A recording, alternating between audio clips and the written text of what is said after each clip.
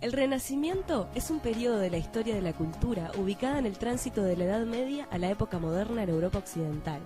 Se desarrolla entre el siglo XV y el primer tercio del siglo XVI, pero se reconocen influencias de precursores de los siglos XIII y XIV, tales como Giotto y Duccio. El núcleo del origen se da en Italia, pero se extiende hasta la mayoría de los países de Europa occidental. Según Jacob Burckhardt, se pueden reconocer 4 grandes categorías conceptuales relativas al Renacimiento. La primera es el descubrimiento del mundo y del hombre tanto por la expansión geográfica como por la investigación del ser humano como ser biológico. La segunda es el desarrollo de la individualidad y del antropocentrismo.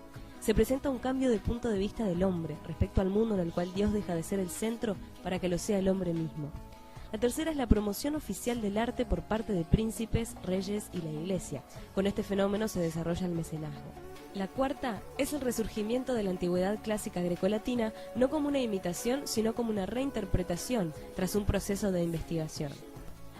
Dentro de Italia, el Renacimiento tiene 2 etapas, el Quattrocento del siglo XV y el Cinquecento del siglo XVI. En la primera, se da el proceso de recuperación de los elementos clásicos a través de la investigación de los viejos monumentos romanos, así como la adquisición de innovaciones tan importantes como la perspectiva y la pintura al óleo.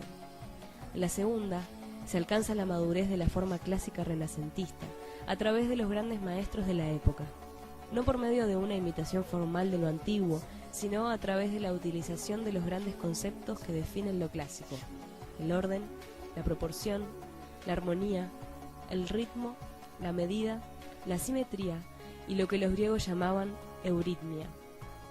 En el siglo XV podemos reconocer 2 grandes generaciones de pintores en Italia. En la primera destacamos a Masaccio, a Paolo Uccello y a Fra Angelico. En la segunda se destacan Piero della Francesca, Sandro Botticelli y Andrea Mantegna. En el siglo XVI, los principales artistas en Italia serán Leonardo da Vinci, Rafael Sanzio y Miguel Ángel Buonarroti. En la escultura se destacaron Andrea Verrocchio, Donatello y Miguel Ángel principalmente. En arquitectura sobresalen Filippo Brunelleschi, León Battista Alberti, Donato Bramante y nuevamente Miguel Ángel. El concepto del conocimiento en el Renacimiento es universal. El ideal humano es el hombre universal que puede quedar sintetizado en la figura de Leonardo da Vinci, quien además de toda su trayectoria artística, desarrolló investigaciones anatómicas, mecánicas, hidráulicas, de ingeniería, entre otras cosas. En el siglo XVI, Europa recibe el impacto de varios hechos que provocaron una seria crisis de la conciencia europea. El descubrimiento de América y la corrección de la imagen del mundo de la época, la ruptura de la unidad del cristianismo con las reformas protestantes, el saqueo de Roma por las fuerzas imperiales de Carlos V, la teoría heliocéntrica del universo desarrollada por Copérnico. Todo ello contribuyó a desestabilizar grandes certezas que los europeos habían tenido en siglos anteriores y generó un ambiente que hizo que el concepto clásico perdiera apoyo en la realidad.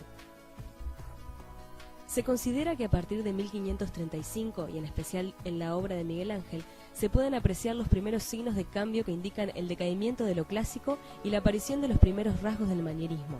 Y en la obra tardía de Rafael, algunos historiadores advierten anuncios del barroco. El resto del siglo XVI mostrará estas 2 corrientes como alternativas a la crisis de lo clásico y a la fase más tardía del Renacimiento.